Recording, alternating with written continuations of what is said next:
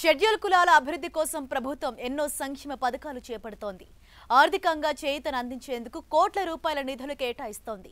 SC corporation ద్వారా రుణాలు అందిస్తోంది. అయితే అర్హులకు కాకుండా దళారుల జేబుల్లోకి నిధులు మళ్లుతుండడం ఖమ్మం జిల్లాలో విమర్శలకు దారితీస్తోంది. మరోవైపు రుణాలు చెల్లించాలంటూ నోటీసులు రావడంతో లబ్ధిదారులు లబోదిబోమంటున్నారు.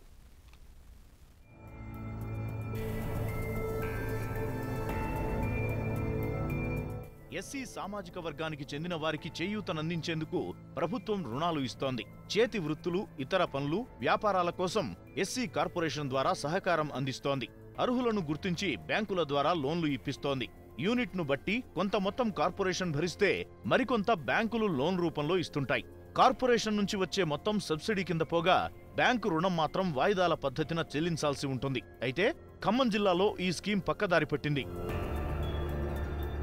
2015-16 ఆర్థిక సంవత్సరానికి గాను ప్రభుత్వం నోటిఫికేషన్ జారీ చేసింది. ఇందులో 119 యూనిట్ల కోసం లబ్ధిదారులు దరఖాస్తు చేసుకున్నారు. 9 కోట్ల రూపాయల రుణాలకు గాను 3.5 కోట్ల రూపాయలను ప్రభుత్వం సబ్సిడీగా ఇచ్చింది.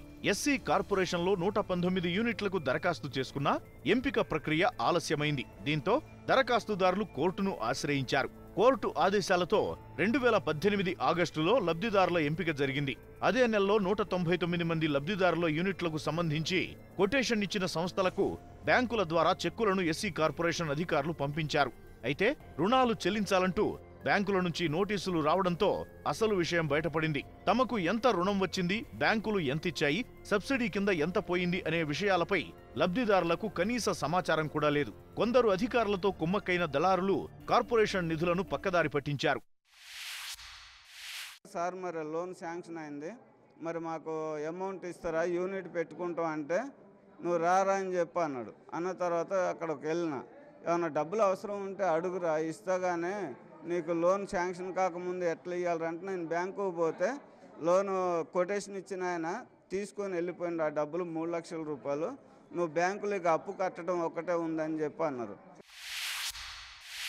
199 యూనిట్లకు సంబంధించి ఒకే ఇంటర్నెట్ సెంటర్ నుంచి దరఖాస్తు చేశారు. అంతేకాకుండా వివిధ సంస్థల పేర్లతో యూనిట్ల కొటేషన్లు కూడా ఒకే వ్యక్తి సబ్మిట్ చేశాడు.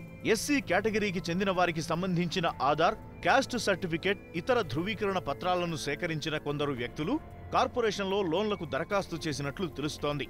ఆ తరువాత లబ్ధిదారులకు కొంత డబ్బిచ్చి చేతులు దులిపేసుకున్నారు.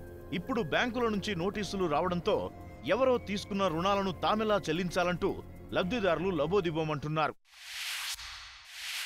ఆసార దగ్గర నుండి బ్యాంక్ బుక్ ఇప్పించిండు. పాన్ కార్డు కావాలని పాన్ కార్డు ఆసార ఇప్పించిండు. యూనిట్ బ్యాంక్ మమతా హాస్పిటల్ దగ్గర అండి బ్యాంక్ బుక్ ఇప్పించిండు.